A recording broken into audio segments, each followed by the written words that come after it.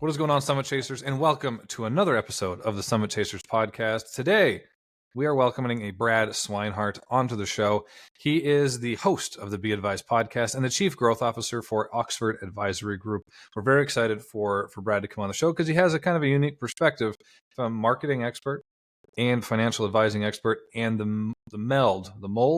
the combination of those two and how they can really help your business grow. So we talk about how we can apply these things, these concepts to small businesses, to medium-sized businesses, and the pitfalls that they can avoid and some tactics they can use to grow their businesses. So sit back, get your notebooks out, maybe grab a Celsius energy drink, not a sponsor, and maybe a banana with some peanut butter on it, and enjoy the show.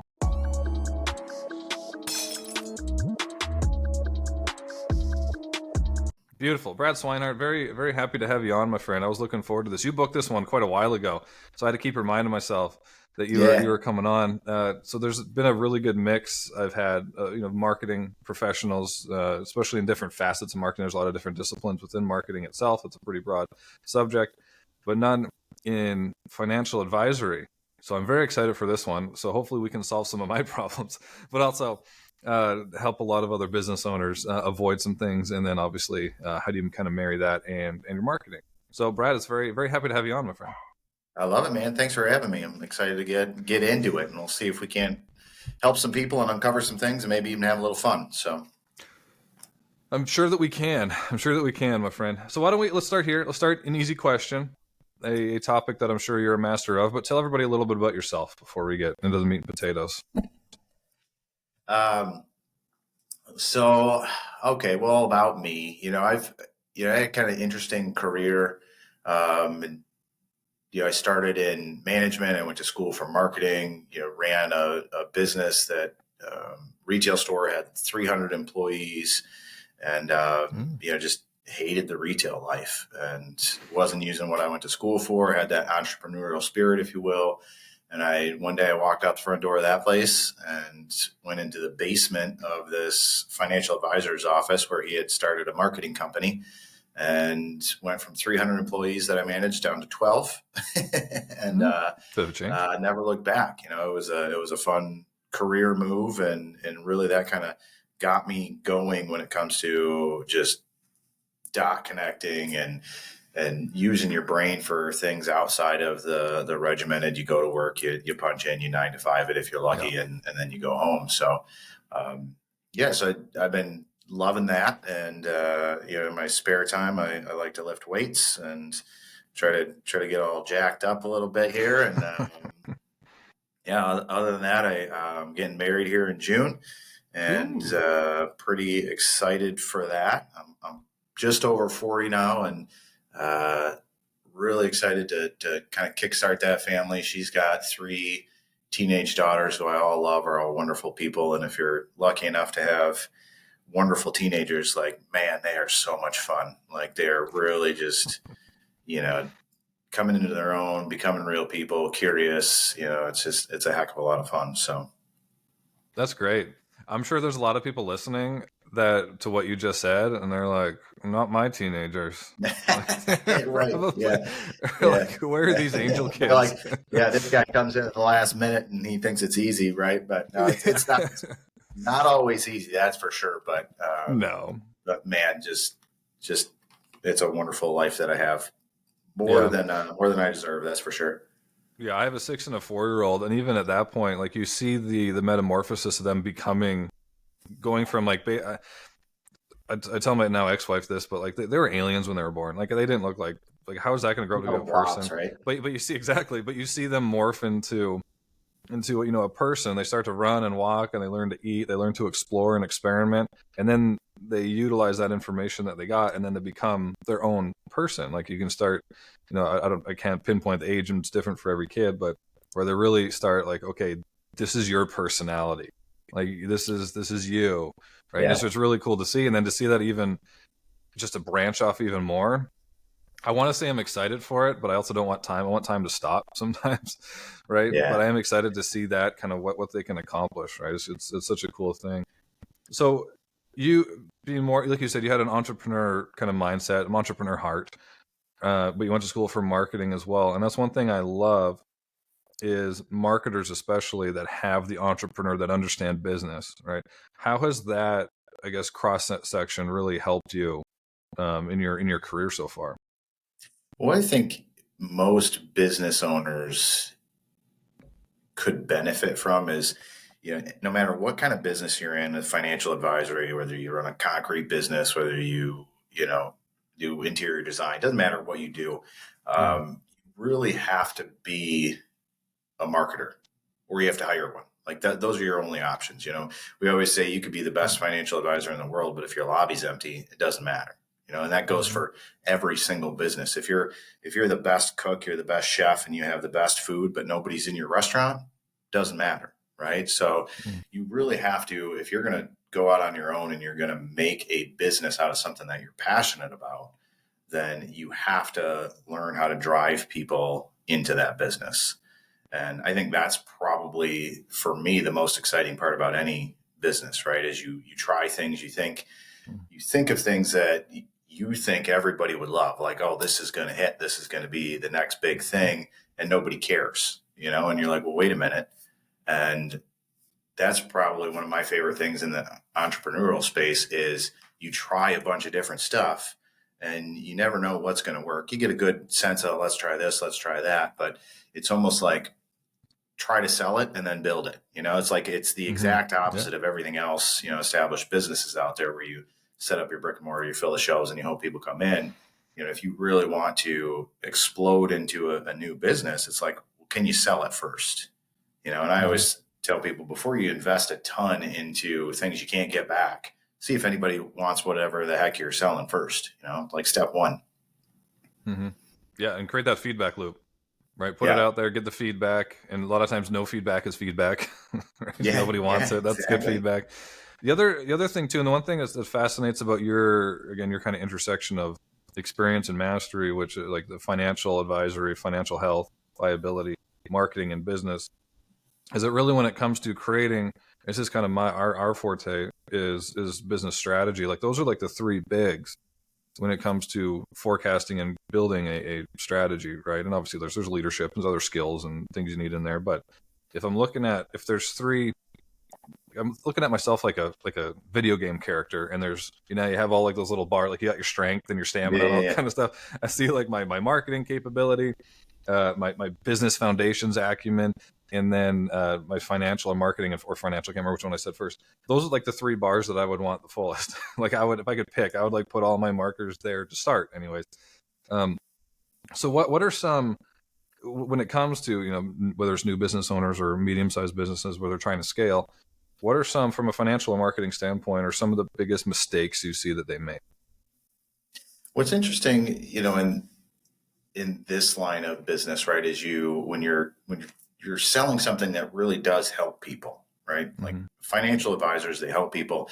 They, our we specifically look at retirement and helping people be very tax efficient, make sure they're maximizing their social security, as well as their different types of investments and such like that. But when you come into it with a mindset of, okay, we're going to help people, then you can very easily attach the onus to yourself to say, if I'm really helping people and I'm going to give the best service out there, then I need to help as many people as I possibly can. And Mm-hmm. anybody that I'm not helping, I'm doing them a disservice, right? Once you're that passionate about what you have and what you're doing, then you have that confidence to stand behind it.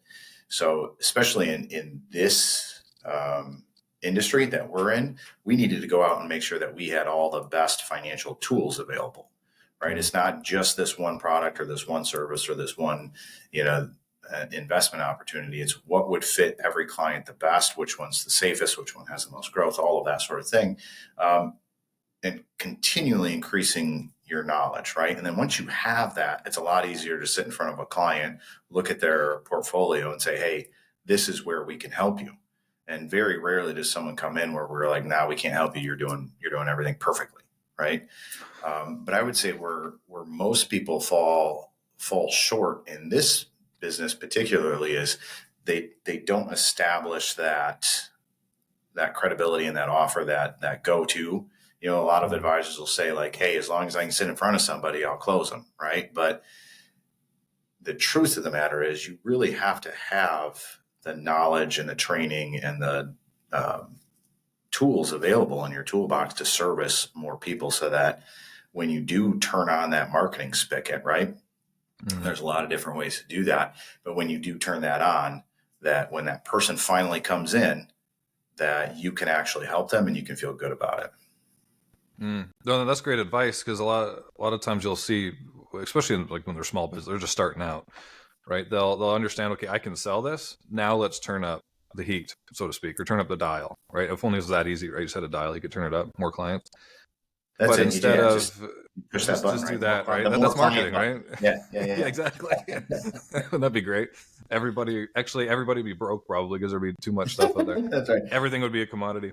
But as they focus on that instead of, to kind of your point, let's take the feedback that they're giving us and let's improve our service, let's improve our product, whatever that is, increasing, I always try to get, especially our clients, to focus on, okay, what drives your economic engine? And a lot of times it's like lifetime value of your customer, right? Or something along those lines. Yeah. Pinpoint to the service that you can provide your customer, right? Is improving that first before you turn on the dial. Because you could turn on the dial and then realize you either get too many clients and you can't service them the way you were servicing these people, and you start hiring, you have to bring in a bigger store or bring on more advisors or whatever it is, and then you're not vetting them as well, then the quality goes down, and then you're actually hurting yourself in the long term. So what you're saying is create that foundation first. Even if you can sell what you have, create the foundation of service providing first, and then dial it up.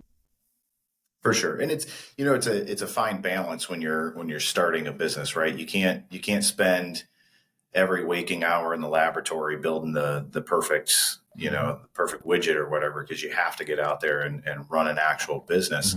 And, if you're starting a business, growing a business, you're the top person on that totem, right? Where everybody that wants to cash a paycheck is looking for you to pay it.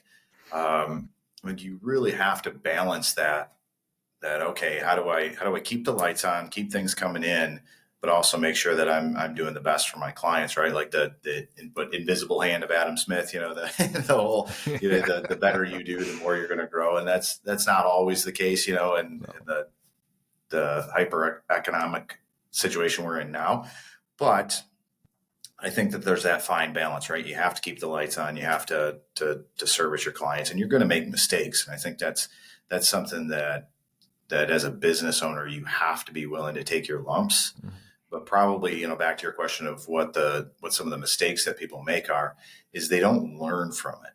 I would say more often than not, people come in, they do something, they get bad feedback, their clients leave them, they're not growing like they want to. And instead of saying, okay, I need to adjust, this isn't as good of an offer as I thought, or I'm not as good at this particular thing, I need to work on that. They get this ego on them and they just say, okay, well, that person's trash. Yeah. We need better clients. We need better leads. Yeah.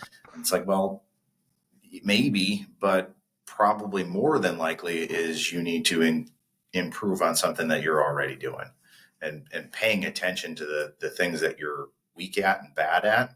That's probably the number one way you can get really, really good at something, right? You just, you get headstrong. Sometimes you're that first person through the field, you're cutting things down, but you're going to take your lumps and you have to learn from that. Otherwise you're just getting beat. Yeah. Yeah. And it's being intentional with failing, because a lot of people, like they'll fail, and then you're right, they'll blame it on something else, or like, okay, it was just this one time, or they just won't listen to it in general, right? Which is probably more common than people like to admit. But it's creating a process around failing and learning. Okay, that's why the feedback loop, right? Okay, let's put this out there. Let's test. We're always launching, right? Let's test it, get the feedback, and then what do we do when we get the feedback? Because a lot of times they'll have the process. We'll put out surveys and we'll get reviews and this kind of stuff, and then they get it and they're like, "All right, so we suck here and here. Let's try harder." Like, there's no process now. Okay, let's take this. We have it. Yeah, like, how do we relaunch this? How do we workshop this? Like, what's our process? What's our process here? That's great advice. And so, obviously, in the advisory, that's a service that you're providing. What would that feedback loop look like for you, or have you done in the past? So you're Are you doing the surveys? Is it just reviews? And then when you do get the reviews back with some constructive criticism, how do you make those adjustments? How do you stay flexible? So I think, for us, surveys, I always think of surveys are great for people that answer surveys, That's like fair. I won't ever answer a survey unless I really, really like the person or really, really hate them, and Mm. most businesses I interact with, it's not that passionate either way. So I'm just going to delete it unless you're going to give me a $5 gift card to Starbucks, because I'll take a free shot of espresso any day. But, um, I think people sometimes get far too wrapped up in surveys and responses and, when I ask a question, what is the answer and that sort of thing. Well, really all you need to know is pay attention, like look at the longevity of your clients, right? Like how long are they staying with you? Now that's obviously different if it's a one and done item they're purchasing from you, or if it's a service agreement where you're meant to keep them, like you said, lifetime value. Are these clients staying with you? If your desire is to work with someone for 5 years and everyone's quitting you after 6 months, well, that's the only feedback you need. What are you doing wrong where they don't see value in it anymore? And some things that I think as business owners, we take for granted is we know all the stuff going on behind the scenes. We know all the work that goes into things, but when you look at it from the client's perspective, that's when you really figure out, okay, well, what are they seeing? Like we might get a call and someone says, hey, I'm curious what's going on with this particular investment or that particular investment. And they don't know that this account or that account or whatever. They're looking at something very specific and saying, what's going on with this? They have no idea that we've already restructured this and changed that and done these things for them if we don't tell them that, right? If you're not proactive with saying, hey, I'm working on this, there's a cleaning company that we use for one of my properties, and there's a pool, right? And I don't particularly care. Like, I don't care what they do. It's just, I know it's clean. It is whatever, but I know they're working because every time they go out there, I get a picture of the pool. They show me the filter. They tell me exactly how much chemicals they put in and whatever. And I don't even know if they're doing that, right? They could be sitting at home doing it on their computer, but I feel good about it. Like, okay, when I pay that check, that is going to something, right? And I probably won't fire them unless something crazy happens, because I'm kept in the loop of what they're doing. So I think when you're looking for feedback from your clients and your prospects are a little bit harder, right? But if you look at your client base, I'm not a huge believer in surveys. I'm a believer in what are they telling you? What kind of direct feedback are you getting? And anytime you can come into it with a fresh perspective and just try to go through the client process, secret shop your own business. If you're not the person that answers the phone, call them sometimes and see how the phone answers. Do they say hello, or do they say, hey, welcome to blah blah blah financial group? How may I help you? Right, little things like that you may not pay attention to because you're so deep into it. Take a step back and look at it from the client's perspective. From a prospecting perspective, how do you get leads? How do you get people interested in your business? I mean, the number one thing you have to do is track every ounce of data you possibly can. Whatever type of ads you're running, whatever type of feedback you get, because business owners, when you start a business, a lot of this is run on gut, right? I'm sure you make a lot of decisions like, this is how I think it's going to work, because you need to decide today what 6 months from now is going to look like, and you need to run with it. And you can't always sit back and wait for results. You have to get in there and do something. But the problem a lot of people run into, and that a lot of businesses inevitably fail, is because they do that. They act with their gut and they say, hey, this is what I'm going to do. This is what's going to work best. And then they just keep going down that path. They don't ever stop and say, okay, let's look at the data to see which one actually makes the most sense. Is this working? I'll pause for a second because I said a whole bunch of words here, but No, that was great. That was really good. So earlier on, I'll take it back to a point you made a little bit earlier on in that very productive rant, by the way, was, well, it's paying attention like to. I have very productive rants. Yeah. Okay. Maybe Hey, she'll put her listen on. to this. Put her on. I got you. No, she's wonderful and very, very supportive, but she listens to my rants more than anybody. Good. I promise I won't cut that clip out and send it to him. Just kidding. No, it was it's paying attention. It's kind of going back to them communicating without directly communicating. So if you're meant to bring them on for 5 years, they leave after 6 months. That doesn't always mean that you didn't do something wrong necessarily. Maybe it's just your product or your service isn't as valuable as you thought. So therefore they don't stay. So you get that maybe they answered the survey, but no, they feel like they got everything they needed out of it. So you're getting almost like a false positive as Yeah. opposed to Yeah. like that they left early. That's because we weren't able to give them more value or give them the value that we thought would be worth staying with us for 5 years. No, we need to look at that. So that's great advice. Really, really great advice.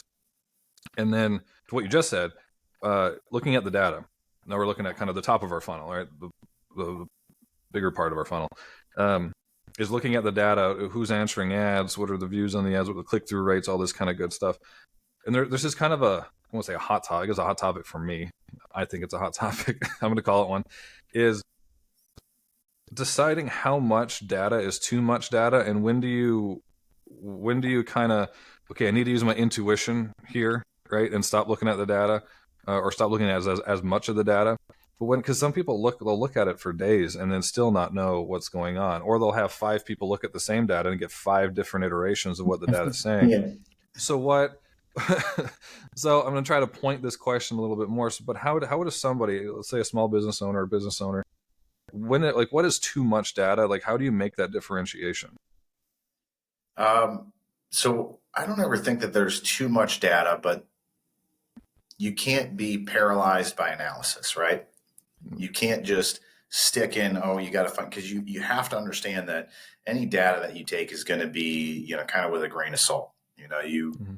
Ultimately, what you have to do is you have to take a step back and say, okay, this is how much I spent on this marketing funnel, and this is how much I made. This is the clients I picked up and their Mm-hmm. average client worth, right? So, or your average size per sale, or whatever it is you look at, right? Yep. So you have to be able to dial that down to say, this is what I'm spending and this is what I'm getting back. This is our ROI. Now, everything in between there, right? Your click-through rates, your the leads that you're bringing in, the quality of the leads that you bring in, how many convert, like that's when you can kind of use your intuition to say, okay, I think if we change this process, we would increase the amount of appointments that turn into first full meetings or whatever Yep. your process is, right? When you have that data, you can see where things are falling off because inevitably, like you said, it's a big funnel here. You're trying to get it down to here.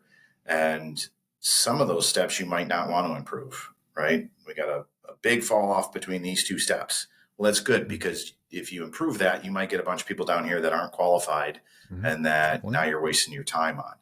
I would say too much data is when you run into that is when you're spending more time inputting the data, looking at the data and not actually using it, right? You have to think of it as, the Super Bowl just happened, right? So think of it as you have to call a play, right? Those coaches get a lot. They get to watch the field. They get to see how things are happening. They've watched all the game film, right? They can't sit in the room watching game film and paying attention to that stuff all day. They have to be out there calling plays. And that's where when you're running a business, you have to be able to do that. You have to continually call plays and move forward. You can't just sit back and look at the data. What we do, understanding your sales cycle is also very important as well. Because if from the average person that hears about you to becoming a client is 6 months, now during that 6 months where you started something new, you're going to have to use a lot of intuition to see which parts of the funnel are getting filled up, how things are processing and moving through. And then by the end of it, okay, now 6 months, did I pick up clients? Are they worth all the effort that I put into it? If they're not, have you started a second funnel, right? Do you have something else working along that? Far too often people start a funnel, they pay attention to all these steps and they're analyzing data. And okay, well, it takes 6 months to pick up a client. Now they're 8, 9, 10 months in. They haven't picked up any clients, but they've got all this data and they've been tracking it and paying attention to it. And it's all worthless because whatever you did here didn't result in a client. Now you need to do something else. And it can't be fine tuning this, like diving into something super granular that just takes you out of the business. Well, because then it also any adjustment, especially at the top of the funnel, any adjustments at the top of the funnel, you're not going to see the true results from that for another, like you said, 4 to 6 months type of thing, right? Um, there was a saying, and I can't remember who made it up. Might have been me. I doubt it though. It's, a lot of times the difference between a good and a bad decision is the time in which you make it in. And if you're sitting there reading the data all the time, and like I think to the point you just made, that game time passes or the ref blows the whistle and you haven't made a decision yet, now you're winging it. Now you're reactive. Now you're putting out fires all the time, right? So it's almost putting I want to say maybe start a stopwatch. Okay, I'm gonna look at the data and then I have 30 seconds to make a decision. But it's at least being aware of, I need to make a decision and we need to start taking action by this time in order to potentially see these results. And then to your point at the beginning too, being okay with failing, right? Like, sometimes it might not work. And you have to take those lumps, learn from it, and move on. What you thought might have been the best idea in the world just might not work. You might think this is great. People just need to hear about it. And they hear about it and they don't care. Like you have to be able to move on. Someone or a heck of a lot smarter than me, they said the way they're able to build businesses so quickly is the decisions you'll make every quarter, I'm going to make that in a week. Decisions that you make every year, I'm going to make that in a month. And you make those decisions and you move forward. That allows you to see growth, to see failure, to adapt and to change. And where it all comes back down to it, if you have a a product, something that is of value and really helps people or really hits those boxes where, okay, you have something solid, then it comes down to marketing. And how you fill that funnel is always evolving. You can be really great at marketing. You can use something that'll work really, really well in this area, doesn't work over here. Message could change.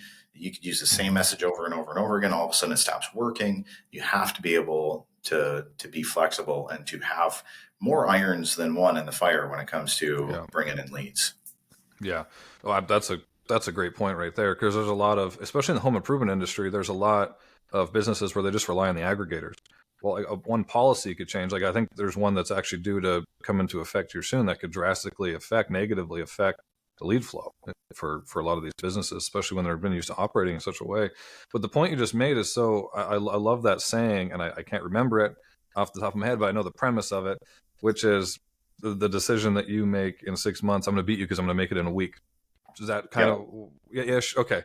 But that's so important these days, because a lot of our, like, the market environment is changing, and especially in a lot of industries where we didn't think that it would, just because of the way technology and just things are changing.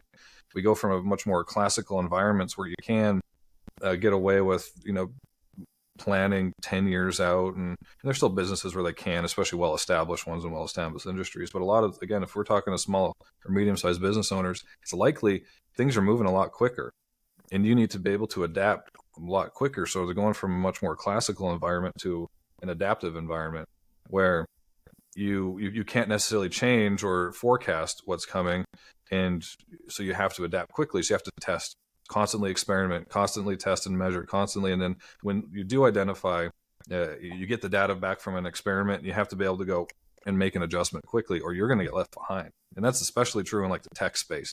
It's nuts. Oh, for sure. Yeah. It is absolutely nuts, especially in the AI. I had a guy on the show. He had I can't remember. I'm not good with this tech knowledge or tech verbiage, but he started a business. It was a startup, and it was a proprietary software that it was like coding. It was like a coding thing where he was going to provide coding for software developers. And then AI came out that can do it 100 times quicker and 100 times more accurate. And all of a sudden, his last 4 years of work is gone. And and it's not even that he could have seen it coming. I mean, he might have, maybe if you took out his microscope, you might have been able to see something, but it's not like, you have to be so quick at adapting. Like, that came out, you need to be able to pivot, like, really, really quickly. Like, it's just it's very, very different. You look back at a lot of these case studies from, like, the 80s and 90s in marketing and that kind of stuff. Like, you could get away with the same marketing strategy for 10, 20 years. Yeah. You can't get away with it for 10 or 20 weeks anymore. Yeah, you find a celebrity, they open your product, they take a sip, they show the can, that's it. That was it. And then next year you pick a different celebrity, right? And then that's it. Rinse, repeat, do that for 20 years. And mean, now you don't even know which platform to advertise on. Like, wait, or does my my ideal client, are they on TikTok yet, or are they still on Facebook, or who uses Instagram anymore? What the hell is a Yeah. Snapchat filter? Like, Yeah. you have to be able to keep up on all of that stuff, and also know that one day it's just going to go away. There was a big shakeup, when Apple and iOS changed all the privacy settings for Facebook, and there's a bunch of digital marketers out there that were just left with nothing in their hands because they used all of these targeting techniques that weren't available anymore, and all of a sudden half their users are gone because they use Apple phones. So you always have to be paying attention to that, and that's another just solid reason to have more than one iron in the fire, because that could totally go away. Even that if it's a relationship or an advertising funnel or whatever it is, you don't know, overnight that could change. Yeah. Well, and it's not in technology and policy, but even just user mindsets, just market mindset. Like, we used to be able to, when Instagram, maybe not when it first came out, but a few years after it came out, people were using it much more intentionally. Like, you could advertise and get pretty good sales on Instagram. Or now, yes, you can advertise and all that stuff on Instagram, and you still get a lot of views and all that kind of stuff. But the market's mindset when they're on Instagram is not like, they're not as much, depending on what you're doing and what your service and product is, but they're not really buyers. Like, I'm not going on Instagram to shop. I'm not Yeah. innately on there to, like, I don't have my credit card ready. But then I go on, you go on a LinkedIn, or I'm searching, like you do, like more search marketing. So that's different, right? So it's like these mindsets. And then the same thing with TikTok, a little bit different. Facebook mindset's a little bit different, right? You might be on there a little bit more laid back, perusing, so you might get more enticed by an ad or whatever it is. I don't know what their mindset is in regards to what you're offering, but you even have to pay attention to that. Like, what is the mindset of the people that are using these platforms, right? So it's so, how do you stay ahead of that stuff? Like, how do you, I mean, policies and stuff, you can stay ahead of the news and that kind of thing, but is it just a matter of testing and measuring in these different types of platforms as far as like audience mindset? I really think so. I think it really is testing and measuring. I think starting with a fundamental knowledge of, maybe even taking a step back to say, who is my ideal customer? Who is my ideal client that I'm trying to target? I think that is really step one for people. And I think a lot of people just ignore that. I sell vacuum cleaners. Who's my ideal target? Everybody needs a vacuum. Well, okay, but if you narrow that down and you said, okay, my ideal client is someone between 30 and 37 who's, got their first nice home and they're looking for a more elegant, blah, blah, blah. Like, now you've dialed that in, and now you can look at which platform to use, right? Right now, Facebook is an older demographic. Facebook's older, and you go younger. It's Facebook, then Instagram, then TikTok, right? And then Snapchat's somewhere in between Instagram and TikTok. And surprisingly enough, YouTube is huge again. When I was probably late teens, early 20s, YouTube was massive. Like, people would just sit down and watch hours of YouTube, and just scroll like they do social media now. And now if you look at demographics of, users on these channels, like, YouTube stats are huge. Crazy. But you also have to know what's the mindset there, are they scrolling it to just get news? Are they scrolling it? Probably not. They're probably looking to learn how to do something. So that's a do-it-yourselfer. Is that your ideal client? Some people, like, heck no, especially in the service industry, they don't want do-it-yourselfers because they're, they come in and they think they know everything, and they can cause a lot of problems. Whereas other people, that's their ideal client, right? Like, are you tired of doing it yourself? We'll help you, or let's do it together. Let's help, so you just have to kind of understand those different nuances with those platforms, and someone's always doing research on it. So just spend your time reading up on that stuff, but nothing will tell you more than just testing some of that stuff out and seeing where it goes. Right. Yeah. And to marry a few of the points that you made, which is great advice. Well, first of all, what you just said is narrow down your niche again. Even if you've been in business for 10 years, do it again, get feedback, do an analysis of who bought your service or your product in the last however much time, and see who that is, and really find out what your niche is. Because you might, like you said, you're selling vacuums. It might be, you feel like, well, everybody needs a vacuum. Why do I need a vacuum? Well, no, you're selling maybe to first-time homeowners who are between this age, who are in this demographic, right? you don't know. Into this size of house, even like Yeah. you can get like if you have a bigger vacuum, probably better with bigger houses. I don't know. You know what I Yeah. mean? Like it's like you Yeah. can always niche down more than you think, and then like the money's in the niche, the money's in the target, right? That's and I can't remember the other point was I was going to marry, but lots of great points, Brad. But this is such a great conversation, man. Like it's really really fluid. You're a great person, great knowledge. But I always end with this question in these podcasts. But for you, Brad, what is the next summit that you are chasing, other than moving to Tampa? Because I know that you talked about Well, that. moving is awful. So anybody that can avoid doing that, it's awful. But man, I'm from Detroit, so very sad that the Lions didn't go to the Super Bowl. You know, Right we there. were half a game away.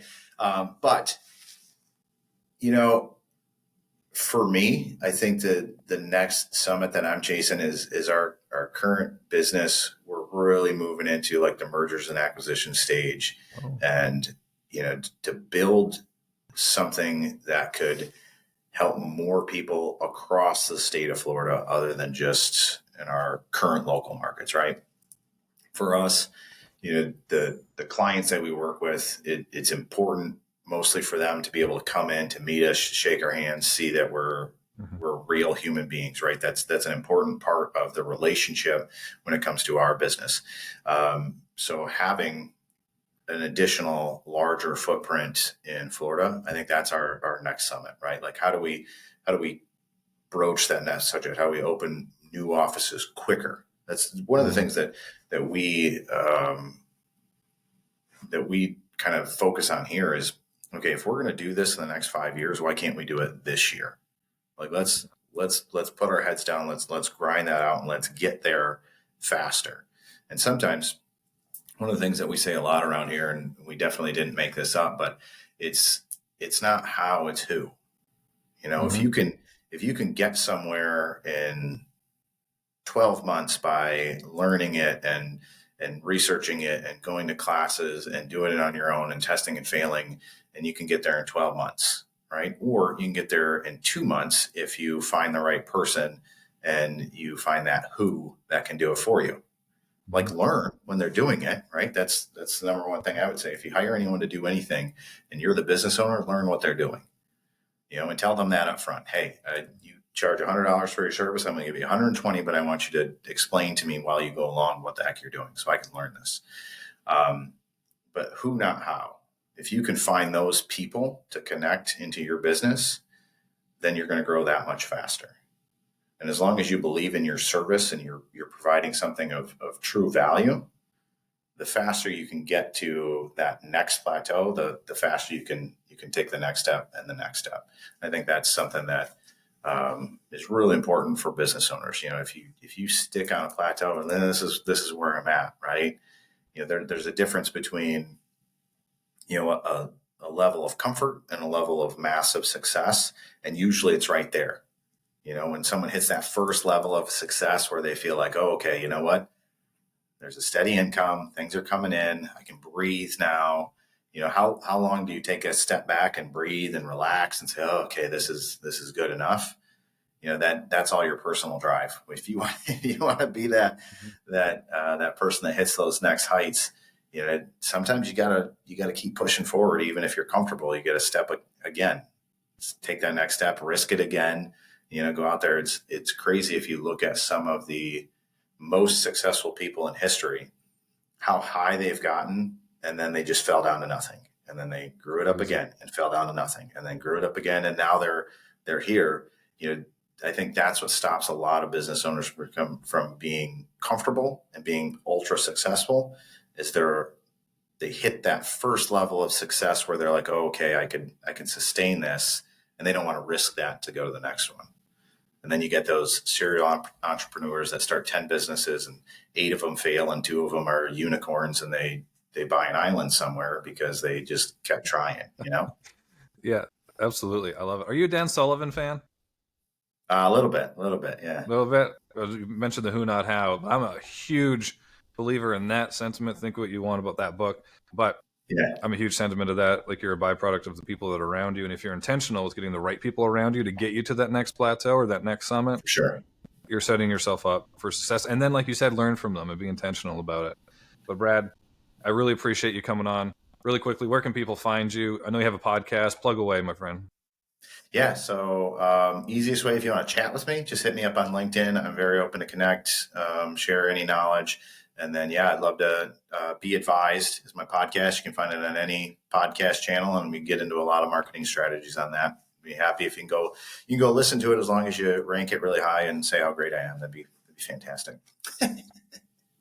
I think he's pretty great, so I think you should go do that. But Brad, thanks again for being here. And to everybody listening or watching, until next time, keep chasing your next summit.